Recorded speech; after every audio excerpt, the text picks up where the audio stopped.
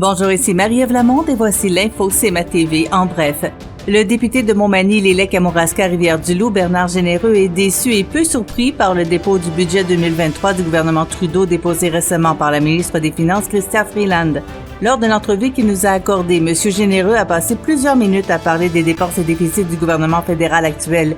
Et il a répondu ce qui suit, si les conservateurs prenaient le pouvoir concernant la réduction des dépenses et du déficit. Il va falloir prendre des décisions pour gérer le pays en bon père de famille puis dans le gros bon sens.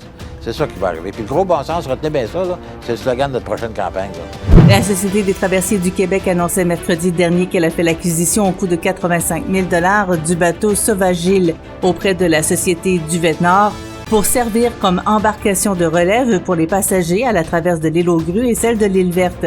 Cet ajout dans la flotte opérationnelle de la Société des traversiers du Québec permettra d'avoir un plan de relève maritime pour les deux traverses, comme c'est le cas dans d'autres traverses du réseau de la STQ. Il est important de préciser que les navires NM Grue des Îles et NM Peter Fraser, qui assurent les traversées des deux îles actuellement, demeurent les navires principaux aux traverses de l'île aux Grues et de l'île Verte. Le festival de robotique FIRST se tenait les 30 mars et 1er avril dernier au Colisée Vidéotron de Trois-Rivières. 47 équipes avec plus de 1000 jeunes représentant le Québec, 3 équipes de France, une de la Turquie, une de la Chine, 2 de Taïwan et une des États-Unis ont pris part à la compétition régionale.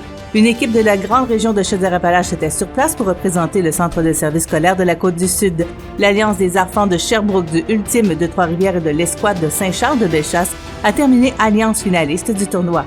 Et au sport, les Mercenaires de Lobinière ont mérité les grands honneurs en devenant les nouveaux champions de la Ligue de hockey Côte-Sud en s'imposant au terme d'une série âprement disputée qui s'est conclue en 6 matchs. Pour plus d'informations, visitez le cmatv.ca ou suivez-nous sur la page Facebook de CMA TV.